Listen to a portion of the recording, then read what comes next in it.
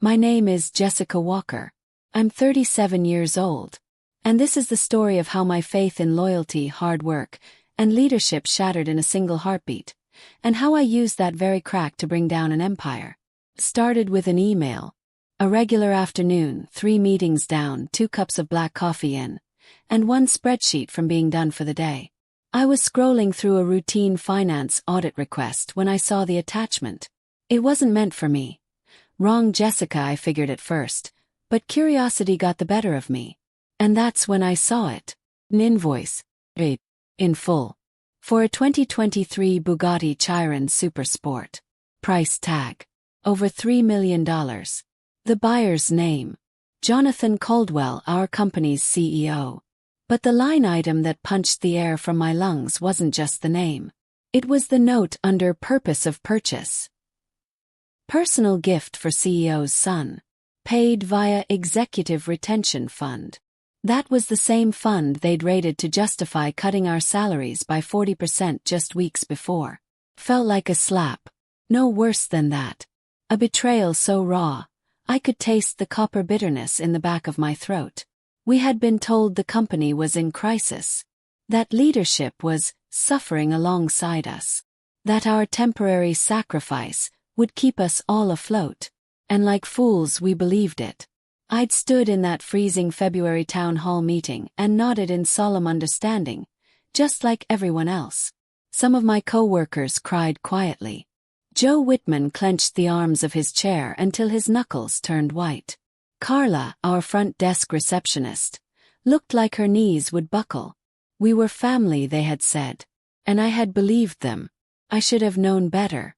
But belief is a hell of a drug. And I'd been on it for 11 years. I joined Caldwell Industries when we were still operating out of a dusty 2-floor building near the docks.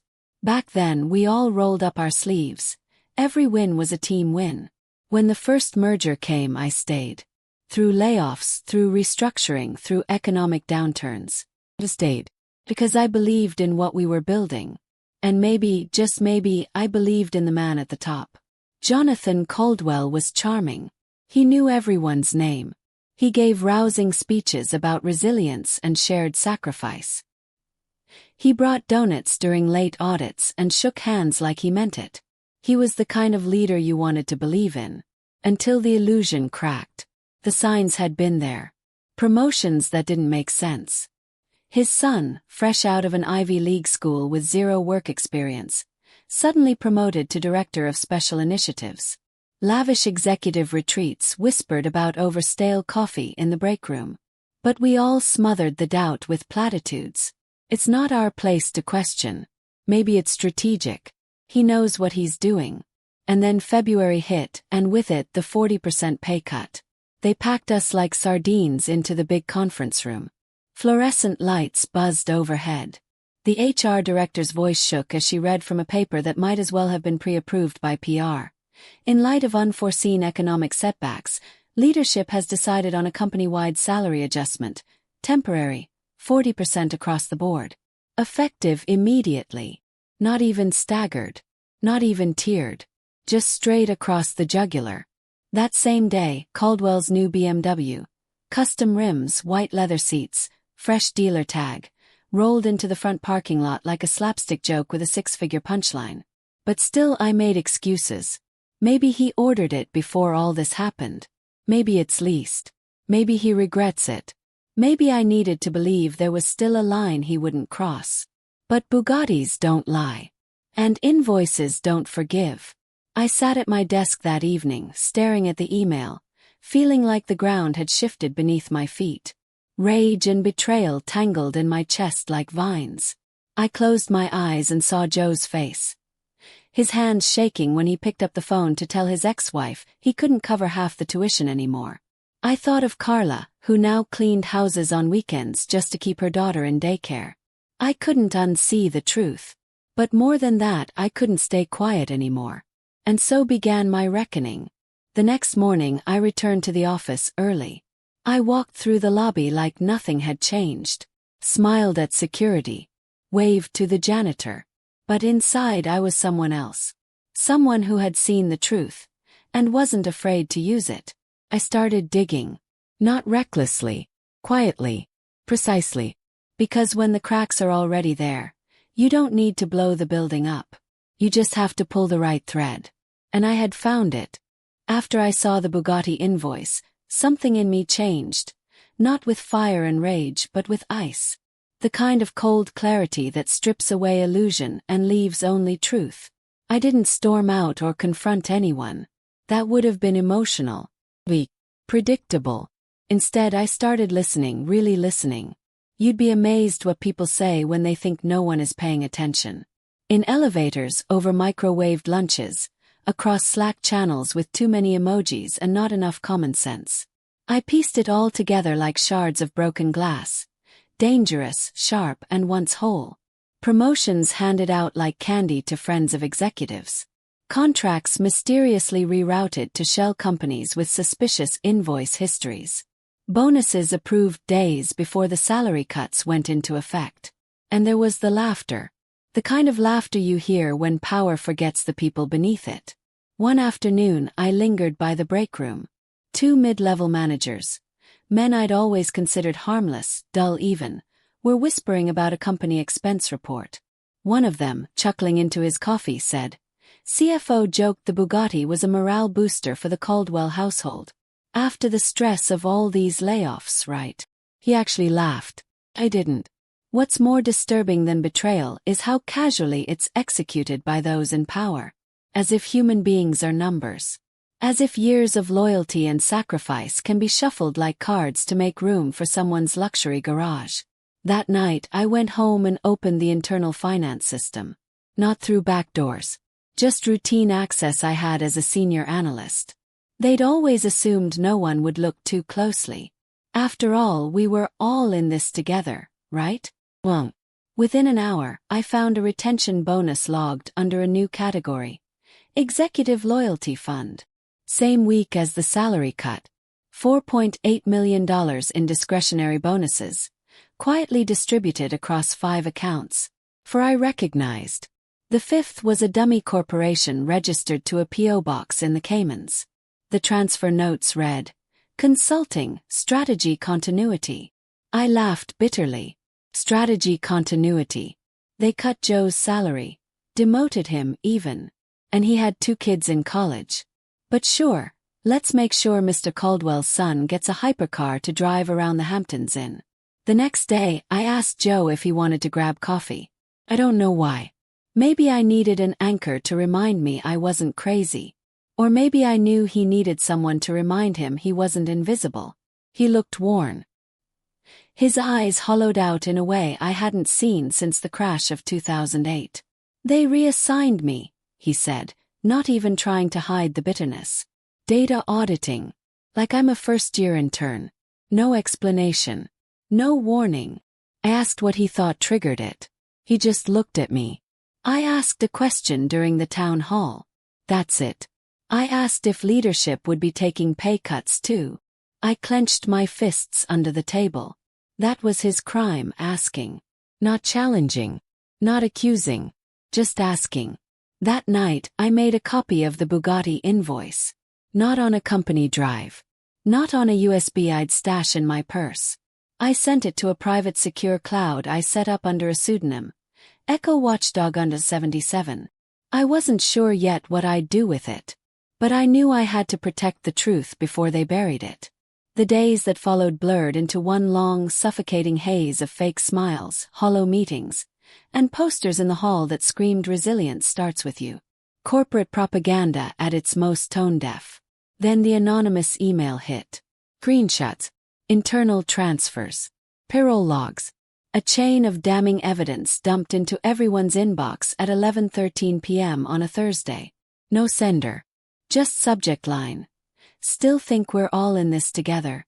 I recognized the files. Some of them were mine. But others came from people I hadn't even known were watching too. Spread through the company like wildfire. And for the first time in months, I saw something crack in the perfect mirror of silence. People started whispering louder. By Friday morning, Slack was lit with coded conversations. Any updates from upstairs? Anyone know what happened to Andrea in HR? Heard Joe was reassigned for low performance. Bull. Kept my mouth shut. But my fingers worked faster than ever. I began building what I called the map. Every transaction, every internal memo, every shell company and mysterious transfer.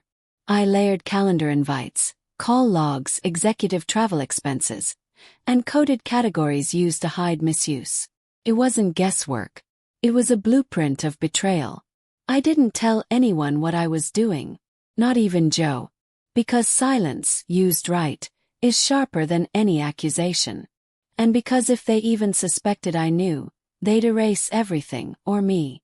I stayed invisible. That weekend I didn't rest.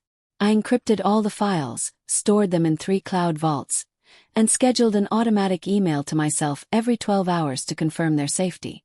I wrote a statement to accompany the evidence, just in case anything happened to me, and programmed it to send to 3 journalists if I missed more than one login window. Paranoid. Maybe. But paranoia is just pattern recognition in disguise. And I'd seen too many patterns to ignore them. I wasn't just gathering evidence anymore. I was planning a revolution. Monday came dressed in gray. A thin veil of mist clung to the glass towers downtown, as if even the sky was reluctant to face the week. I walked into the building like it was any other morning. Same coat, same mug, same polite nod to the security guard who probably didn't know he was safer than the men upstairs.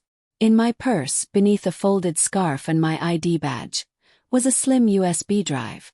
It weighed less than a pen but carried more than any executive briefcase in the building.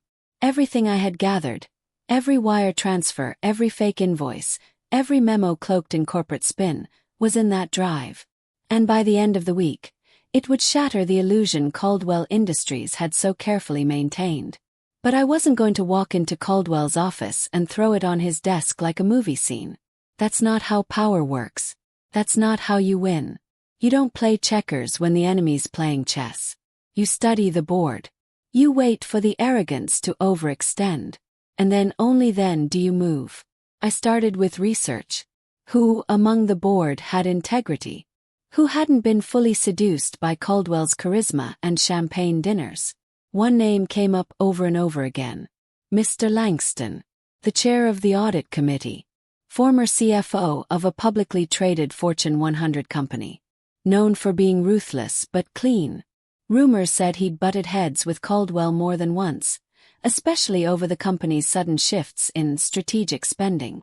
Langston wasn't sentimental, but he respected numbers. If I gave him a clean, bulletproof trail, he wouldn't be able to ignore it, even if he wanted to. So I spent 3 more nights compiling a report that would survive any audit, legal review, or corporate spin. A complete digital dossier. Time-stamped evidence, charts showing misappropriated funds, summaries of discrepancies between executive statements and financial records. I double-checked every source. I made it ironclad. And then I prepared my safety net. 3 encrypted cloud backups. A pre-written whistleblower statement ready to deploy to regulators and financial journalists. A kill switch in my email that would send everything if I missed 2 login windows in a row. I didn't want to believe they'd come after me, but I'd seen what they did to Joe. What they did to others who asked the wrong questions. By Thursday I had everything in place. Now I just needed to deliver it. Caldwell Industries had an anonymous compliance terminal, a little machine tucked in the corner of the HR floor, like a token gesture of transparency. It was meant to give whistleblowers a safe and confidential way to raise red flags. The irony was delicious. Friday morning I walked into the office early. The hallways were quiet. There still. I kept my expression neutral, my steps steady. At 8:45 a.m. I slipped into the HR wing, approached the machine, and slid the USB into the port. 1 line of text. Urgent. Audit evidence enclosed. Immediate review required. And then I clicked submit. That was it. No fireworks. No cameras. Just one quiet moment where truth left my hands and entered the system they thought no one was watching. I returned to my desk. Opened my spreadsheet. Pretended to work. At 9:17 a.m., everything changed. Started with whispers. Then came the rapid clicks of phones vibrating on every desk. By 9:40, two board members, Langston among them, marched past reception straight into the executive suite, faces hard as stone. A few minutes later, plainclothes security followed. Something cracked in the air. The silence wasn't normal. It was the kind that settles before a storm tears through a city. Kept my head down. At 10:30, Caldwell was summoned. Word spread quickly. He looked pale, people said. Shouted something about baseless accusations. But Langston didn't flinch. And when the CFO tried to leave quietly, security intercepted him at the elevator. He didn't even get to pack his laptop. At 11:15 a.m., a company-wide email went out. Effective immediately, several members of the executive leadership team have been placed on administrative leave pending internal audit investigations. We are committed to full transparency and accountability. No names, no explanations, just carefully worded panic. Around me, the office vibrated with hushed voices and wide eyes. Nobody said the word whistleblower, but I felt the glances, the speculation. Let them guess. The point wasn't to be seen. The point was to be felt. To remind them that corruption has a cost, and sometimes the bill arrives with interest. I stayed at my desk until 5. Like always. No hero's exit. No grand reveal. Just one employee among many, quietly doing her job while the house she had once trusted burned from the inside out. That night I walked past Caldwell's parking spot. Me. His BMW. His nameplate. Removed. The Bugatti. Returned. A $3 million illusion, taken back like a costume at the end of a play. And all I could think was, this is just the beginning. It's strange how fast a company can go from untouchable to undone. The Monday after the anonymous evidence drop, everything felt wrong, but not in the way you'd expect. There were no screams, no protests, just silence. That low, bone-deep silence you feel when something sacred's been desecrated and everyone's trying to pretend it wasn't. I walked in early again. Not because I needed to, but because I couldn't sleep. There's a peculiar clarity that comes with knowing you've just shifted the course of a multi-billion-dollar company, and yet no one knows your name. I liked it that way. By 9 a.m., an emergency alert lit up every screen. Department heads, remain at your stations until further instruction. People glanced around, unsure. Some thought it was a cyber attack. Others whispered about layoffs. The truth hadn't fully breached the surface yet, but the cracks were widening. At 10:23 a.m., security swept the executive wing. This time it wasn't quiet. I caught glimpses through the glass walls, Caldwell arguing red-faced, with two board members in tailored suits. The CFO tried to leave through the side corridor. Security stopped him before the elevator even opened. Meanwhile, the VP of operations clutched a manila folder like it could shield him from the truth. And then came the emails. First to leadership, then to the press. I'd anticipated this moment for weeks. In the background, while executives were scrambling for deniability, another copy of the evidence I'd compiled landed on the desk of a well-respected investigative journalist from the Financial Dispatch. The reporter's email address was one I had verified 3 times over. The source name was anonymous. The headline wrote itself. Luxury over loyalty. How greed dismantled a billion-dollar giant. By noon it was viral. The internal Slack channels at Caldwell Industries exploded. Screenshots of the article, the damning evidence, the connection between the Bugatti and the salary cuts. It was all there. And there was no spinning it now. The press had teeth. And this time they were biting back. I sat at my desk calm, typing a meaningless Q1 projection like the world wasn't collapsing 3 floors above me. At 1:30 p.m., another company-wide announcement hit. The board of directors has initiated a formal internal investigation. Multiple executives have been relieved of duty. An external audit firm has been retained. All employees will be briefed. No names. But the absence was loud enough to scream. Caldwell was gone. The CFO gone. The VP of operations gone. Their photos were pulled from the executive webpage. Their bios deleted. The leadership roster looked like a war memorial, full of ghosts. And the Bugatti, a symbol of arrogance, now reduced to an embarrassment, quietly towed from the Caldwell estate late Sunday night. By the end of the week, company shares had plummeted. Clients pulled contracts. Employees whispered with a strange new mix of fear and hope. And me. I was still at my desk, still invisible, but no longer small, because they had gambled on three things. That exhaustion would silence us. That fear would paralyze us. That loyalty was infinite. They were wrong. In the break room, Joe gave me a nod that lasted just a heartbeat too long. He didn't know. Not for sure. But he suspected. And that was enough. The others. They were waking up too. The posters about resilience were ripped down. The fake smiles vanished. Something had shifted that wouldn't be undone by any rebrand or half-hearted apology. That Friday afternoon, just before I left, I got a message from an unfamiliar number. "We saw what you did. Thank you." No signature. Just a quiet echo in the digital dark. I didn't respond. I didn't need to. Because this was never about credit. This was about consequences. The day after the board fallout, the office was quieter than I'd ever known it.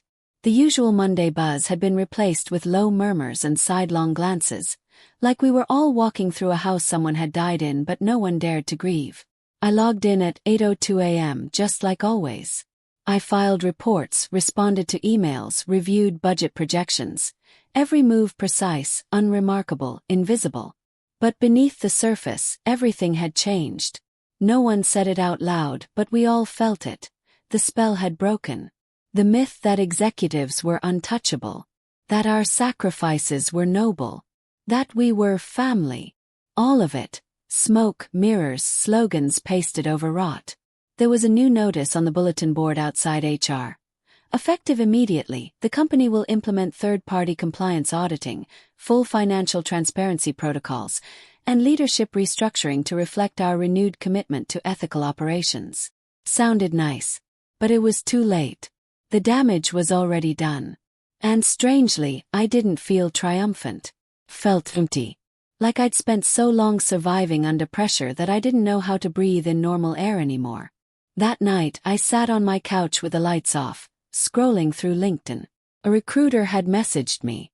A Fortune 500 company. Transparency-focused. Clean record. They said they'd heard about the compliance movement inside Caldwell Industries and were looking for someone to help build a new division focused on ethical finance. It was flattering. It was terrifying. I didn't respond right away. Instead, I opened the file I'd kept on my personal drive. Not the evidence. Just one page. The Bugatti invoice. Timestamp. The payment confirmation. The laughable note about morale. I stared at it until the numbers blurred and the glow from my screen felt like it was burning my skin. That car wasn't just excess. It was a reminder. A reminder that for too long, I had tied my worth to titles, promotions, paychecks signed by men who saw me as replaceable. That I had worked 60-hour weeks, cancelled vacations, covered for absent executives, all in the name of loyalty to a dream that never included me. And yet, for all their arrogance, they never saw me coming. 'Cause they never saw me at all. That realization did something to me.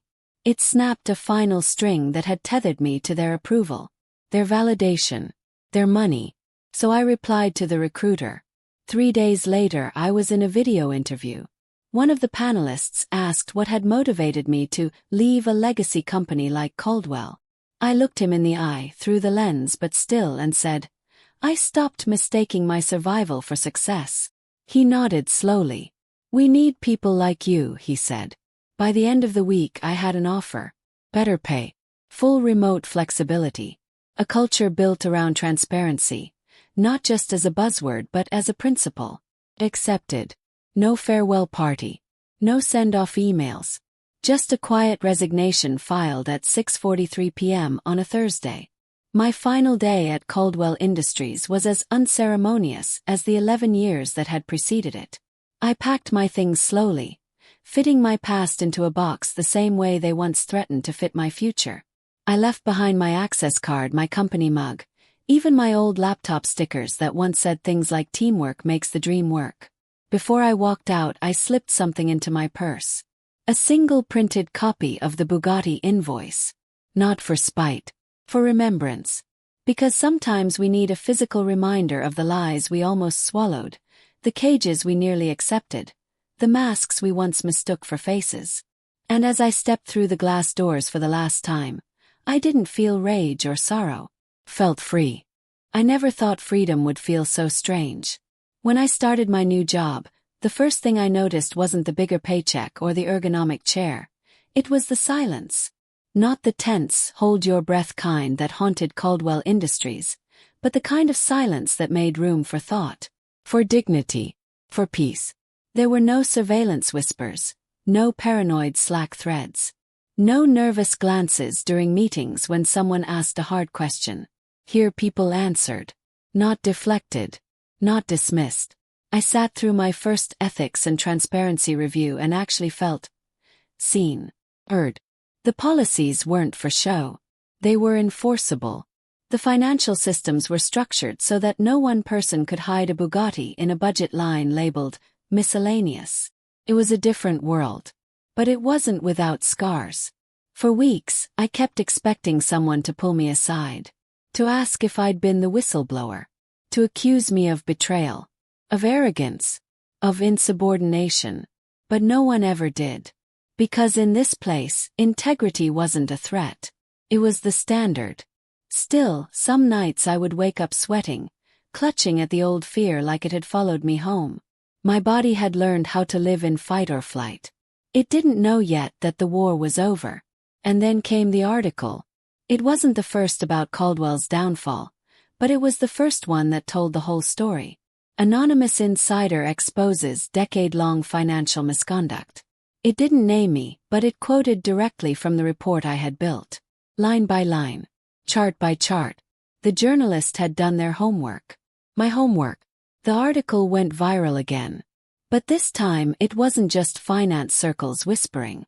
It hit mainstream media, national outlets, podcasts, late-night monologues. And somewhere in that storm, something incredible happened. I started getting messages. From strangers. From other companies. From people stuck in places like I had been. Trapped under false promises, scared to speak, ashamed to feel betrayed. A woman from Ohio wrote. I cried reading the article.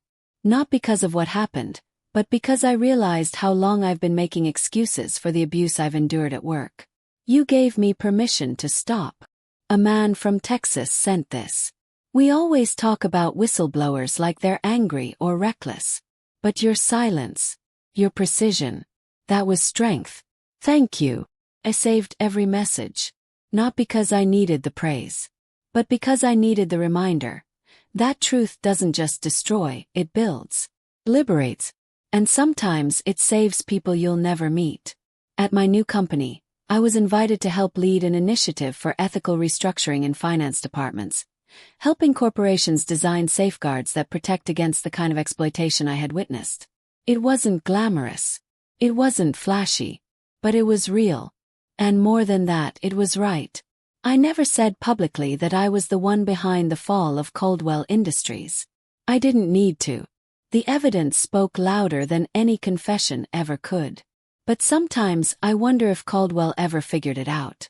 If he ever sat in his empty house, staring at the space where his Bugatti used to be, and realized that the person who brought him down wasn't a competitor, or a hacker, or a journalist. It was someone he passed in the hallway. Someone he never saw. Because to him we were just payroll entries. Office furniture. Disposable. And that's the mistake they all make. They think quiet means weak. They think small means insignificant. They think loyalty means obedience. Until the day we stop being quiet. Until the day someone like me reminds them that the most dangerous weapon in any empire is the person you underestimated. There's something poetic about the final day you walk away from a life you once built your identity around. You expect fireworks. You imagine clarity, epiphany, maybe even some cinematic music swelling behind you. But that's not how it really goes. It's quieter, heavier, Like setting down a burden you didn't even realize you'd been carrying for years. On my last morning at Caldwell Industries, I stood alone in the lobby for a moment, just long enough to take it all in. The polished marble. The fake smile on the receptionist who'd once covered for an executive's misplaced expense report. The wall of framed leadership portraits. Half of them already removed. Everything looked the same. But it wasn't. 'Cause I had changed. I wasn't the same woman who once believed in slogans printed on HR posters. I wasn't the same woman who thought keeping your head down would protect you. I wasn't the same woman who stayed late, worked weekends, covered other people's mistakes because that's what loyalty meant. Now I knew better. Loyalty is only noble when it's mutual. And respect isn't something you beg for. It's something you demand with your silence. With your proof. With your refusal to play the part of the obedient soldier while kings steal from the treasury. I didn't leave a resignation letter on anyone's desk. I didn't say goodbye in the Slack channels.